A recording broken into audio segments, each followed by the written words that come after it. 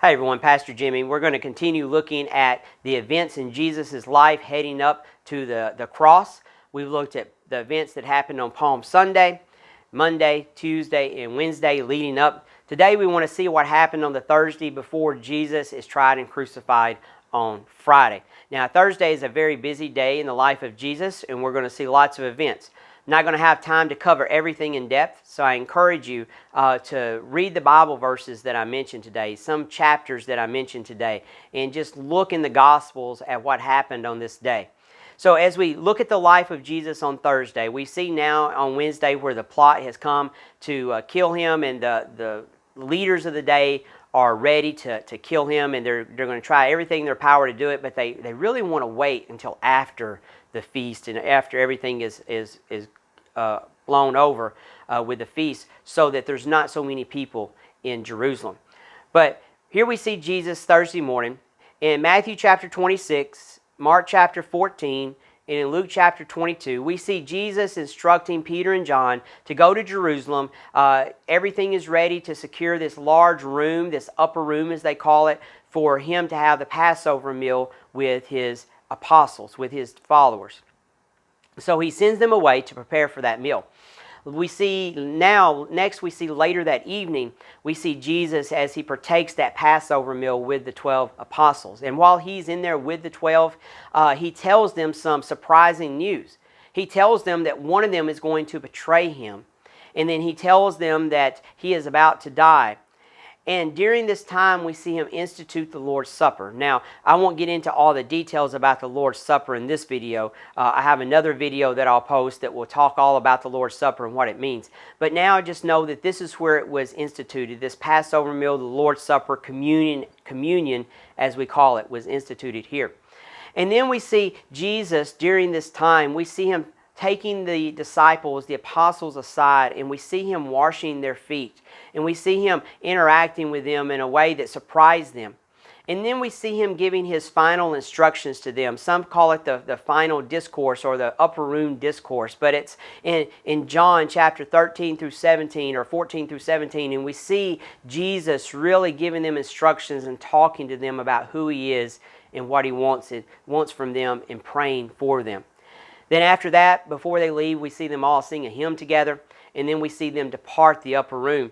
And then we see them going out to the Mount of Olives. We see Jesus telling them that they're going to scatter and leave him based on prophecy. And we see Peter denying that and are telling Jesus Christ, I can never leave you, I never do that. And then we see Jesus telling him that he will deny him 3 times, a matter of fact. You will deny me, Jesus told Peter. And then we see Jesus and the disciples go into the Garden of Gethsemane. And we see Jesus struggling in prayer. We see the disciples attempting to pray and falling asleep. All of those things lead up to Jesus' betrayal and arrest. So there's a lot that's going on the 4th day. Just a few things that I want to touch in this video rather quickly is one, the betrayer. Jesus makes a startling announcement as they're sitting there eating around this table in the upper room. Jesus says that one of the 12 men eating in this room, one of the men eating here, would betray him. Now this is so shocking that all the disciples are looking at each other and they're even asking, is it me? Is it me? Could it be me? And so they weren't even for sure who it was. They weren't for sure of what was happening, but it was shocking news to them that anyone would betray Jesus. Of course, Jesus was talking about Judas, as we would see later on, and Judas would be the one to go on and betray Jesus. But he makes this announcement, so now all the disciples are really starting to wonder and worry about what's going on. We see him also wash the feet of the disciples. We know that Jesus knows his end is near. He knows what's getting ready to happen. And he brings them together and he begins to wash their feet to show them a great lesson. He shows them that not only is he there to help us, but he is there to serve us.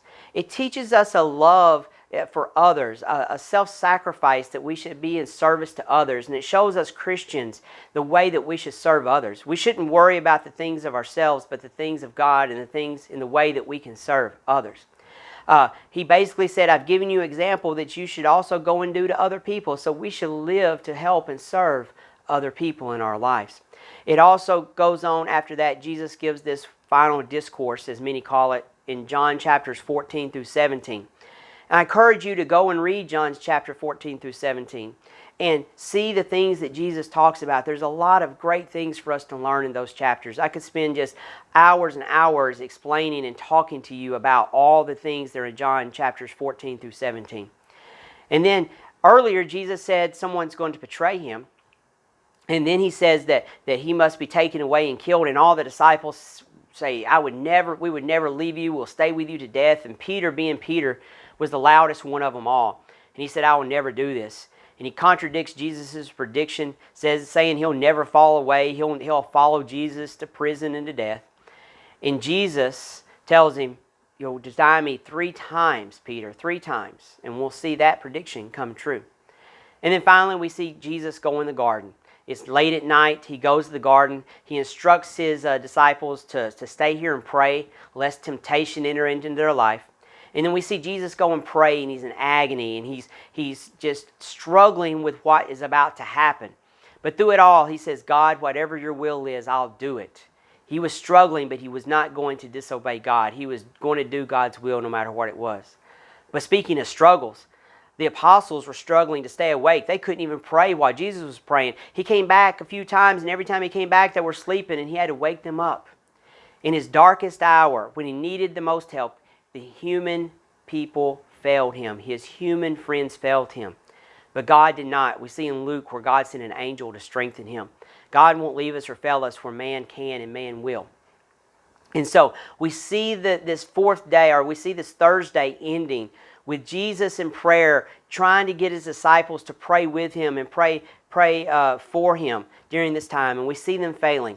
And as we see Jesus coming and waking them up the last time and telling them to pray, we see the mob or the soldiers and Judas coming in to arrest Jesus. And that's where our next video will pick up, when we see what happens to Jesus on Friday, a Friday that literally changed the world as we know it.